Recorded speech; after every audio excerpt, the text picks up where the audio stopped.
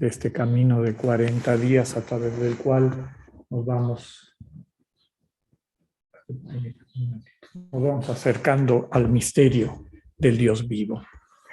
Hoy vamos a leer una de las lecturas tal vez más bellas del Nuevo Testamento, el inicio del capítulo 8 del Evangelio de Juan. Me quedo con este mensaje fundamental de ese texto. Es las palabras del Señor a la mujer sorprendida en adulterio, a la que han utilizado como un objeto para querer golpear a Jesús.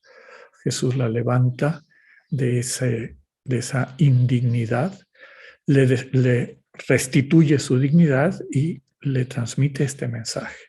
Tampoco yo te condeno. Retoma tu vida y no vuelvas a perderla. La primera lectura que nos va a introducir en toda esta temática está tomada de Isaías capítulo 43. Es una profecía de esperanza.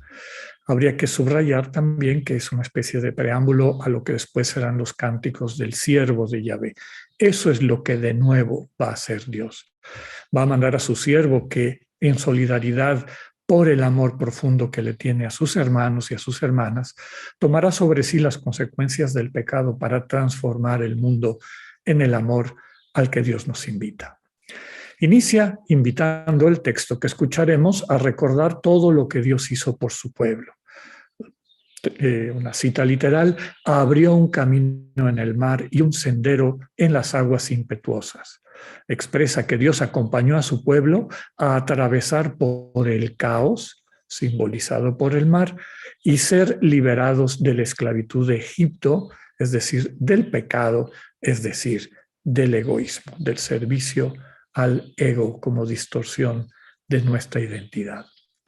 Dios hizo que los enemigos de Israel, y podríamos decir ahora que los enemigos de nuestra imagen divina, se apagaran como mecha que se extingue. Dios realizará ahora algo nuevo y mayor e introduce esta expresión que se me hace muy linda, de mucha cercanía. Ya está brotando, ¿no lo notan? Yo creo que más de alguna de nosotras puede responder a esta pregunta en el camino que hemos andado en comunidad. Abrirá caminos en el desierto y regará las tierras áridas para que den fruto. No solo se trata de ser curados del egoísmo, Dios nos enseña y nos capacita para encarnar su manera de amar, el agape. Nos quedamos con la frase: entonces el pueblo que me he formado proclamará mis alabanzas. Vamos a escuchar fragmentos del Salmo 125 que canta la alabanza a Dios que ha salvado a Israel del cautiverio. Expresa la alegría de quien se descubre viviendo ya en libertad. Otra cita muy linda, igualmente muy humana, muy cercana. Describe lo que había en el corazón de quienes se sentían liberados de aquello que les había mantenido oprimidos. Creíamos soñar, no cesaba de reír nuestra boca, ni se cansaba nuestra lengua de cantar. Presenta nuevamente la imagen del agua que hace florecer al desierto, ese desierto en el que están nuestras almas cuando el ego nos tiene oprimidos. Cuando la gracia del amor de Dios viene a nosotros, es como agua que empieza a transformar el desierto en un vergel. El Señor cambia de manera radical la suerte de su pueblo. Lo presenta con una parábola de la siembra. Al sembrar iban llorando, en la cosecha cantarán de alegría. La antífona que estaremos repitiendo: grandes cosas has hecho por nosotras, por nosotros, Señor. La segunda lectura está tomada de la carta de Pablo a los Filipenses, un pasaje muy lindo en el que nuevamente vemos esta comunicación de intimidad, de cercanía, de comunión humana, en la cual Pablo abre su corazón a la comunidad cristiana de Filipos, aquella con la que tuvo una mayor intimidad y confianza. Les confía que todo aquello que consideraba importante antes de su conversión, ahora lo tiene por nada en comparación a su relación con el Señor. El bien supremo es conocer a Cristo Jesús, por cuyo amor literalmente así lo escribe el apóstol, ha renunciado a todo. Se trata de buscar estar unido a Él. Esta relación hay que cultivarla a través del ejercicio de la fe, es decir, de la confianza en el Señor, de ponernos en sus manos, que como comunidad contemplativa sabemos que se concreta de manera especial en los tiempos de silencio en oración, en los cuales nos ponemos totalmente en las manos de Cristo, dejándole transformar nuestro corazón. Quien vive así en comunión con Dios experimenta en sí la fuerza de la resurrección. Nos unimos a la misión del Señor, dar la vida para que otros tengan vida. En esa entrega radical de quienes somos, conoceremos el misterio de la resurrección. Dice Pablo, mi esfuerzo es conquistar este estado, porque Cristo Jesús me ha conquistado. La lectura del Evangelio nos lleva esta semana a Juan, ya les comentaba al inicio, capítulo 8, versículos del 1 a 11, el relato de la mujer sorprendida en adulterio. Es un pasaje conmovedor que transmite la misericordia permanente de Dios. Presenta un estilo diferente al de la mayoría del Evangelio de Juan. Algunos autores creen que más bien es de la tradición de Lucas. Con todo, es incorporado al Evangelio desde los manuscritos más antiguos, por los que podemos considerar que es parte de su mistagogía. La escena es dramática. Escribas y fariseos, muy de madrugada, dice el texto, llevan a una mujer sorprendida en adulterio, es decir, les consta su pecado. Pretenden usar a la mujer, decíamos, como un objeto para hacerle daño a Jesús. No les interesa a la mujer, desde luego que no les interesa para nada servir la moral o la ética. Lo que quieren es destruir a Jesús, que los ha estado desenmascarando en su hipocresía. Citan el castigo que se le debe imponer a esta mujer según la ley, muerte por lapidación. Y le preguntan a Jesús cuál es su postura. Si se mostrara opuesto el Señor, podrían acusarlo de ir contra la Torá, iban a resultar dos lapidados, Jesús y la mujer.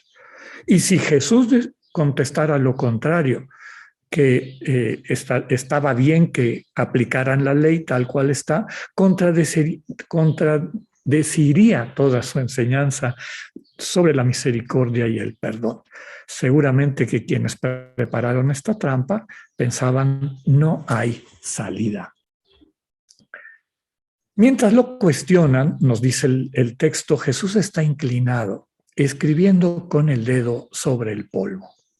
Algunos autores antiguos interpretan el gesto diciendo que el Señor estaba escribiendo los pecados de quienes lo apuraban a dar una respuesta. Personalmente considero que representa la práctica del Señor de descender de la mente, desde donde le ponen esta trampa ineludible, al corazón.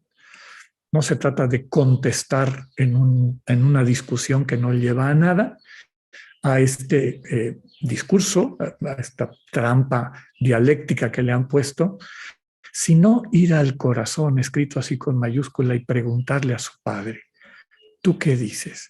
¿Tú qué le dices a estas personas y a esta mujer? Es en el corazón donde el Señor escucha la respuesta que da el Padre a esta disyuntiva. Nadie puede atribuirse el derecho de juzgar al prójimo. Aquel de ustedes que nunca haya pecado, que tire la primera piedra. Desmantela la trampa que los enemigos de Jesús consideraban infalible. Pero el mensaje central de todo el relato es la última frase del Señor a la mujer. Recordemos que en el Evangelio de Juan, Jesús es la imagen del Dios vivo, es Dios hablando. Y Jesús le dice, yo tampoco te condeno, vete y ya no vuelvas a pecar.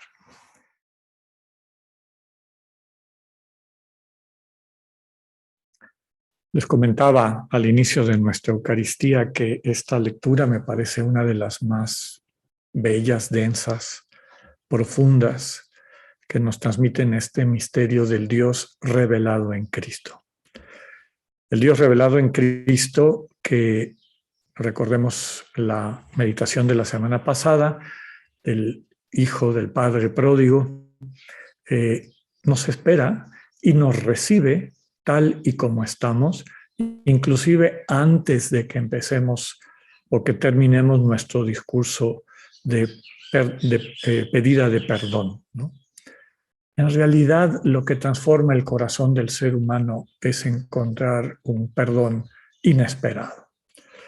Yo recuerdo una anécdota mía cuando estaba chiquito, pues que tendría yo 4 o 5 años. Y recuerdo que estaba en casa buscando en qué entretenerme y encontré, era una cosa, parecía como una pera de hule y que echaba como un aerosol, pero ese aerosol creo que era algo para la garganta, pero de un color rojo espectacular. Y me puse a echar eso por todos lados, pintando la pared con ese color. Y cuando me di cuenta de lo que había pasado y traté de borrarlo, era imposible. Entonces yo tenía mucho miedo de lo que me dijeran. Y estaba esperando con ese temor lo que iba a pasar. Y me sorprendió porque la persona que descubrió mis fechorías no me trató como yo esperaba. No me castigaron, no me regañaron. Me preguntaron, yo dije que lo había hecho así, pues, sin querer, y que había tratado de limpiarlo, lo cual se veía porque lo dejé peor, y no se había podido limpiar, ¿no? Y encontré más bien aceptación, cariño, presencia. Yo les aseguro que nunca más volví a tratar de hacer una cosa así. Mi vida cambió, aprendí la lección, me di cuenta que debería ser cuidadoso de lo que hacía, etc. Nosotros creemos que la violencia en ocasiones, porque eso es lo que nos enseña el mundo, esta especie de castigo que te duele para que entonces te des cuenta de la gravedad de lo que hiciste, es lo que va a cambiar la conciencia de las personas. El problema es que muchas veces realizamos algunos de estos actos destructivos hacia nosotros, hacia los demás, hacia la sociedad, desde una actitud violenta, podemos decir que hemos aprendido, una actitud de poco respeto, poco pensar en el hermano o en la hermana, que nos lleva a encerrarnos, como hemos dicho muchas veces, en nuestro ego y a interactuar desde esa actitud egoísta, narcisista, autocentrada en nuestras relaciones con las demás personas. Si alguien nos corrige con la misma lógica, lo único que pasará es, si tiene más poder que nosotros, pues nos aguantamos un rato, ¿no? Hasta que sintamos que recuperamos o tenemos más poder sobre esa persona y volveremos a las mismas. Y así se dan círculos y círculos viciosos de una violencia que no se para. Y lo tenemos que vivir y lo hemos estado sufriendo de manera especial en este tiempo, pues que nos ha tocado ver la guerra y las barbaridades que día a día nos reportan. Lo único que puede cambiar el corazón humano es descubrir el amor para el que fuimos creados. Y ese es el gran regalo que Dios en Cristo nos trae. Ese amor rompe la lógica de la violencia, rompe la lógica de este ejercicio destructivo del poder. Nos permite descubrir una libertad que antes no habíamos vivido, que no habíamos experimentado. Eso es lo que nos transmite la primera lectura de Isaías, este pueblo que se alegra, queda asombrado de lo que Dios ha hecho por ellos, ¿no? Les permitió atravesar el caos que les mantenía esclavos, este mar que es símbolo del caos en Israel, los mantenía esclavos en Egipto, y Dios les permite atravesar esa realidad para encontrarse con la tierra prometida, con este espacio de gozo en la presencia del Señor, que es el proyecto de Dios para ellos, ¿no? Y decíamos que eso también habla de esta transformación que Dios quiere operar en el corazón de cada una y cada uno de nosotros. Y termina la profecía de Isaías subrayando, voy a hacer cosas mayores, más grandes. ¿Y en qué consiste esto más grande? En una liberación ya no externa, sino interna. Como les decía, es el preámbulo de los cánticos del siervo de Yahvé, cuya frase central la recordamos: por sus heridas sanarán nuestras heridas. Y esas sus heridas que sanan mis heridas son, en el fondo, mis heridas que Él ha asumido para aligerarme, para sanarme. El amor puede absorber todo este desamor y destruirlo. Ese es el misterio de la resurrección. El Salmo se mueve en este mismo tema, subrayando que la gracia y el cariño de Dios entra en nuestro corazón árido, desértico, y lo empieza a convertir en un vergel. Y a mí me encanta que en nuestras Eucaristías, domingo a domingo, contemplamos estos vergeles en personas que nos comparten la bienvenida, en quienes nos comparten las lecturas, en quienes preparan, leen las peticiones, en quienes nos comparten su fe. Cuánto fruto, cuántos jardines llenos de flores que la gracia del Señor que nos convoca como comunidad ha ido transformando. Pablo lo pone con toda claridad. Una vez que descubrí el amor, todo lo demás, acuérdense que Pablo era un fariseo, aquellos que tenían 613 reglas que estar observando. Dice, ¿cuánto tiempo perdido hasta que encontré el amor de Cristo? Y desde ese amor de Cristo estoy invitado a rehacer mi vida. Quisiera terminar con el final de este texto que a veces nos brincamos. Como les comentaba al presentarles las lecturas, en todo el Evangelio de Juan, a Juan más adelante, le debemos aquella frase cuando Felipe le dice al Señor, enséñanos al Padre y con eso quedamos contentos. Y el Señor le contesta, Felipe, tanto tiempo llevas conmigo y no te has dado cuenta que quien me ve a mí, ve al Padre. Recordemos que el Señor Jesús es la palabra, la comunicación encarnada del Dios vivo. Y en sus palabras y sus acciones, Dios se nos revela. Es este Dios vivo el que se dirige a esta mujer, que hasta unos momentos antes era presa de estas fieras salvajes en que se habían convertido, quienes la estaban usando como un objeto para destruir a quien les estaba desenmascarando en su pseudo religión, en esta manera de mantener a la gente controlada a través del miedo y de esta sensación del peligro de quedar fuera del club de los elegidos. Claro, ellos controlaban la puerta de entrada al club de los elegidos. El Señor transforma radicalmente la realidad de esta mujer que había estado así acosada por estas fieras y le transmite el mensaje del Padre. Yo no te condeno, yo tampoco te condeno. Ya hemos dicho hasta el cansancio que Dios no condena. Dios lo que quiere, como el Padre pródigo, es que nos acerquemos, que podamos aceptar su oferta de ser parte de esta comunidad de amor y construir un nuevo mundo, una nueva sociedad, una nueva vida e identidad para nosotros en este tesoro que hemos descubierto. Dios no condena. La condenación sí es parte, sí es una posibilidad, y hemos dicho también muchas veces que la condenación desde la perspectiva cristiana implica autoexcluirnos, porque vivimos distraídos, como había vivido esta mujer, de esa oferta de amor de Dios. Por eso, al final el Señor le dice, yo no te condeno, vete y no peques más. Literalmente, yo no te condeno, la condenación te la has puesto tú sobre ti misma, date cuenta que has recuperado esta comunión con Dios, con la vida, con tu dignidad. No la vuelvas a perder. No te dejes engañar.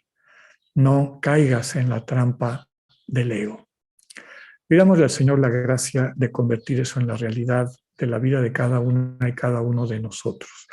No importa la travesura que hayas hecho, acuérdate lo que les comenté, acércate a tu Padre y vas a encontrar a alguien quien a través de su abrazo y aceptación transformará tu vida y tu conciencia para bien. Que así sea.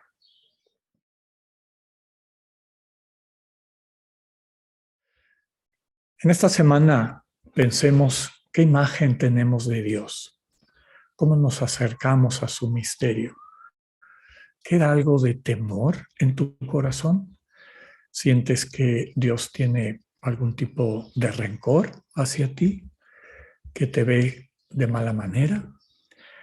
Lo que te sugiero es que corras el riesgo de acercarte, ponerte en sus manos, dejar de hablar.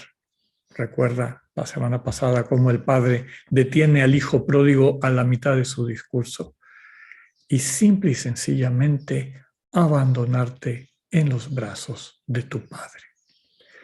Que él pueda transmitirte más allá de las palabras el texto final y mensaje central del pasaje del Evangelio que acabamos de escuchar. Yo no condeno, yo reconcilio. Acepta esta reconciliación y no te dejes engañar nuevamente. Que así sea, que sea una semana de bendiciones. Dios con ustedes.